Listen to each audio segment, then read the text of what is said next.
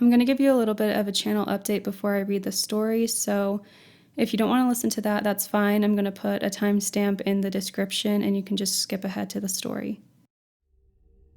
Hey everyone, it has been quite a while since you've heard from me last, and unfortunately that is intentional. I'm not going to be able to be uploading as much as I used to, but in the past I just put way too much time into this when it's not my job, it's just a hobby of mine.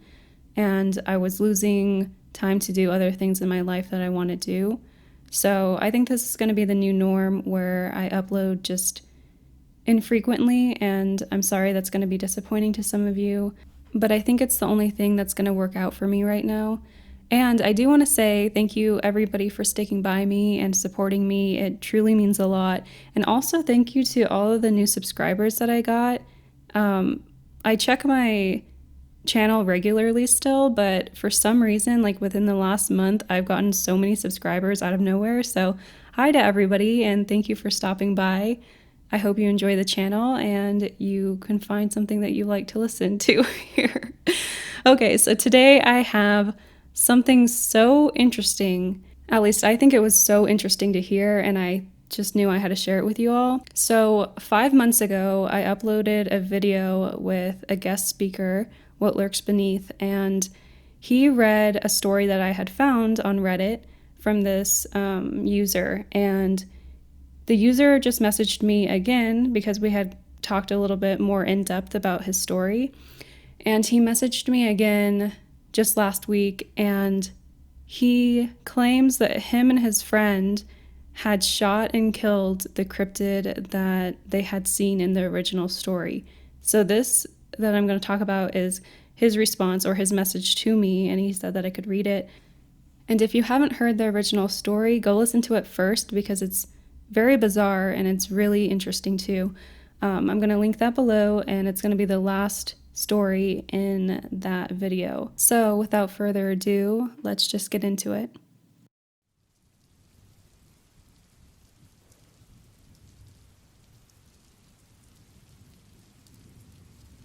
Regarding what I thought I saw about 5 months ago, it has finally been fatally shot. I'm not sure if this is interesting or relevant, but it kind of concludes it all. We had some really bad rain this year, and almost everything flooded. Recently we had some more torrential rain. Nearby property owners actually called me about 4 nights ago, about something they had seen, sort of clumsily skulking around their property. I drove the 2 hours to my friend's property after loading my car with my 308. Not that I was expecting to use it, but I was incredibly curious about what I had seen that night.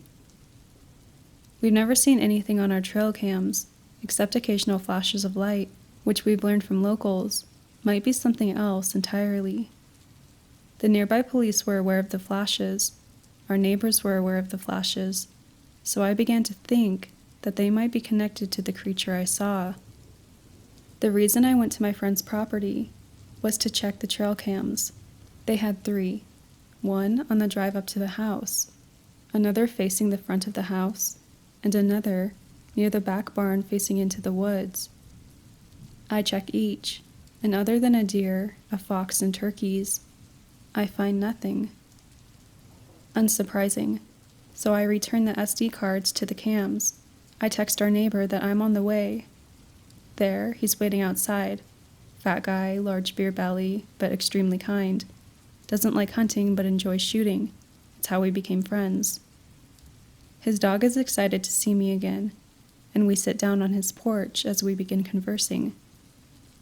He tells me about how he heard it, following him, back to his house as he moved a bunch of cut logs into his shed. It was still early morning, and the sun hadn't quite made it over the trees. He was making a bunch of noise, hammering at a split in the chainsawed log sections. He could see it behind the trees, and thought it was a deer. According to him, the face was flat.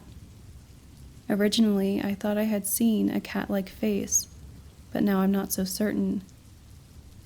I've often thought about what I had seen, and I think I gave the creature certain attributes it most likely didn't really have, out of fear and my trying to make sense of what I had seen.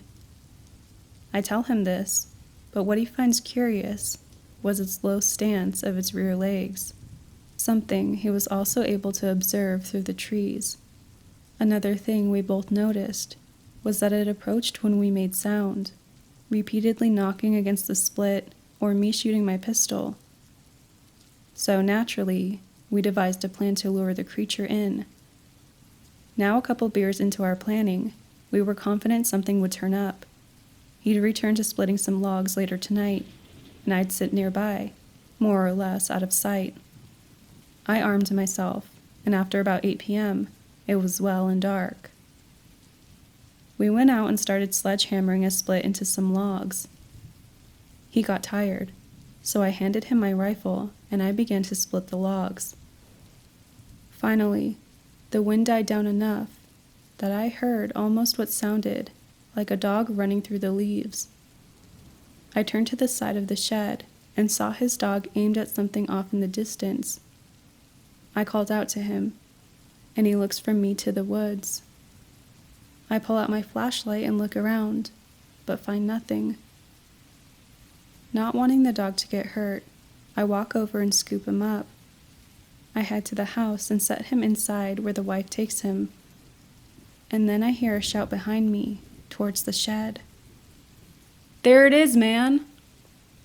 "Can you take a shot?" I ask. "Yeah, is it scoped in?" he asks. "Should be," I reply. Then a loud crack shatters the air. Years of shooting and I still jump a bit. Then another. "I got it!" he shouts to me. I run over to him and click on my flashlight. He tells me how it just stood there. He's pretty sure he hit it both times, but it didn't move until the second shot. Together, we approach. Side by side, we step into the trees towards the fallen creature. Its eyes were wide open. Just a little bit of blood was dripping from its mouth. It was definitely a deer. But its face was completely crushed. Its back legs were angled in the strangest way, like they had been broken and never healed. I'd seen this before, but never in a living deer. It got hit by a truck. This thing managed to live for who knows how long. It was relatively the same shape as I'd seen before, but now it had lost much of its fur. It was malnourished, and the flesh on its face was rotting. It was a female white-tailed deer. We inspected its head and jaw, where the broken bones hung in the remaining flesh of its face. It still had its rear chewing teeth, so it must have been able to eat when it got hungry enough. It was a mess. I was done poking at it, looking at it, and smelling it. We returned to the house and informed the wife of what we had seen. After washing my hands, arms, and face, I said my goodbyes, after eating some leftover birthday cake, and left.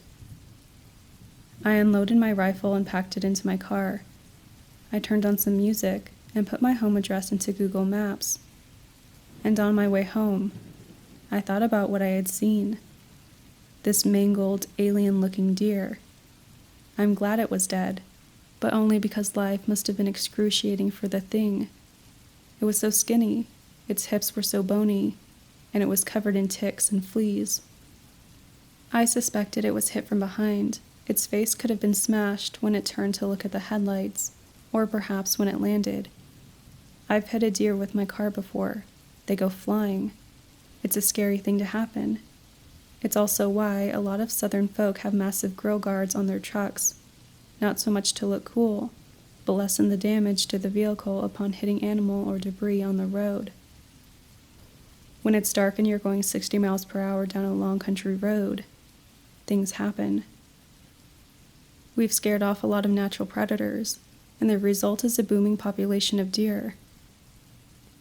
Anyway, while I was relieved to have found out what we had seen, I was still unsettled by its wide-open, bloodshot eyes, and its face, half-eaten by bacteria and maggots.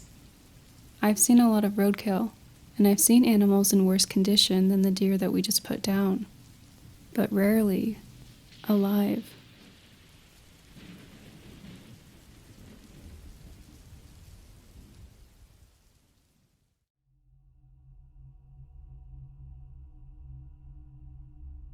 Thank you all for listening. I hope you guys enjoyed this conclusion. I think it's very rare that we actually get to hear the ending to a cryptid creature experience, so it's really cool that the user reached out to me and let me read this to you guys.